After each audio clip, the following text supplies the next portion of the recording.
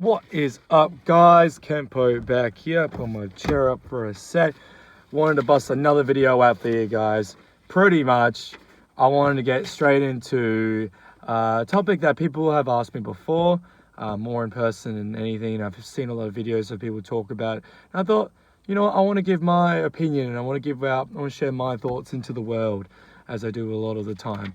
And this time, I want to talk about three of my top three favorite MMA fighters of all time. These are the three fighters I put on the peak of the mountain when it comes to legendary status. They're pretty much, I think a lot of people agree with me with certain ones, and maybe one of them people might not agree with me. But at the same time, this isn't like, I think these are better than these guys. They're like my favorite fighters, and they're legendary to me. And we'll start with my number three, and that is George St. Pierre. I've got the paper here for the facts and everything. George St. Pierre. For me, I'll give you the facts first. He was a two-division world champion in the UFC in welterweight majority of the time, and middleweight. He was a three-time welter champion and interim champion. His record was 26-2, with both those two losses avenged. He retired on top twice.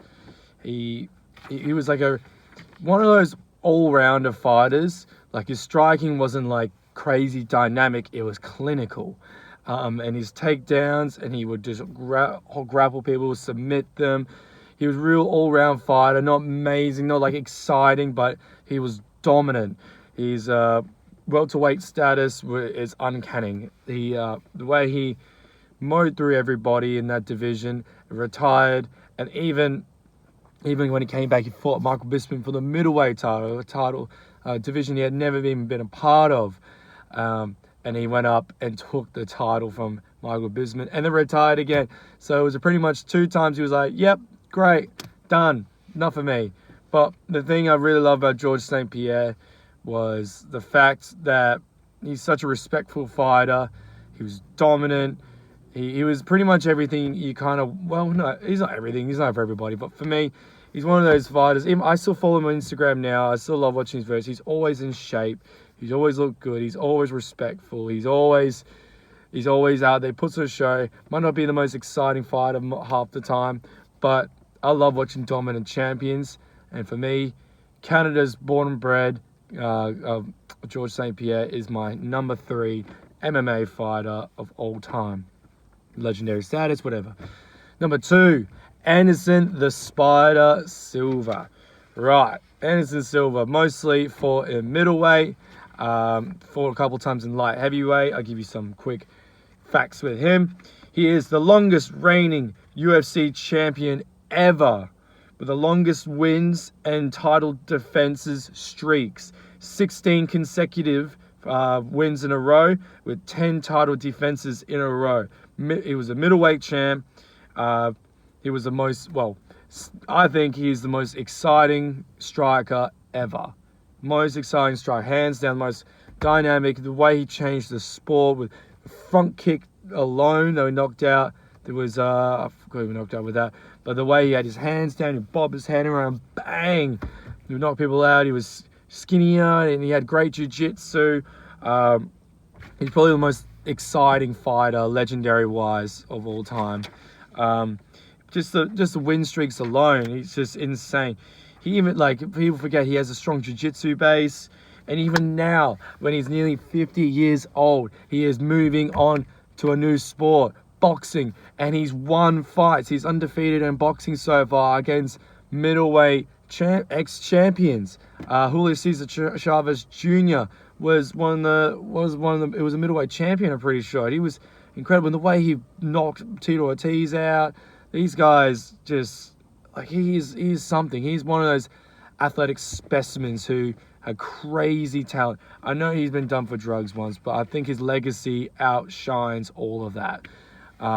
It is good to know that he did do it, but at the same time, what he did for the sport, what he's still doing for combat sport in general, it is hard to not put him in the top 3, top 5, whatever, best combat sports. Definitely one of the top 3 MMA fighters of all time. And he's one of my most exciting ones to go back and watch and still watch to this day.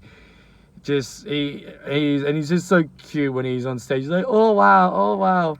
But he is number 2 best UFC MMA fighter of all time. And then for number 1, John Jones. Before you get started about the drug cheats and all the stuff outside the cage, yes, I agree. Outside the cage, he's a dickhead. When it comes, and he has been done with drugs tests before, one of them being minute and very small, but he was punished for both those times. But what you can say about this man alone and what he has done, former 2-time light heavyweight champion, and he dropped his belt so he could move up to heavyweight, which we're still waiting on, and I cannot wait for that. He was light heavyweight interim champion, 26-1 record, which that one was bullshit. He was winning the entire fight. He didn't realize the rules. He went for, instead of so with the rules, when you've got someone on the ground, you can't elbow 1 to 6. I'm pretty sure you can't go that way.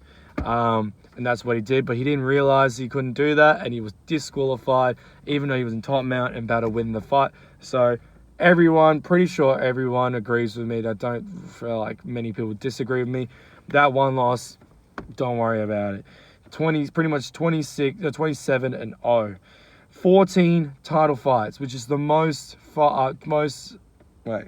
that's the most title fights with anybody. He has fought 3 generations during those title fights. 3 generations of title contenders. All round, he's an exciting all-rounder fighter. I remember watching all his highlights. Jesus Christ, he had the crisp, dynamic striking of Anderson Silva mixed with the incredible grappling of GSP. That is why I think he is like one of my favorite fighters ever, and probably a lot of people would think the same. He was brilliant. He's still brilliant. A long range distance managing, takedowns are incredible, flying kicks and spinning elbows and great transitions on the ground. This man had everything. It sucks that what he did outside the cage.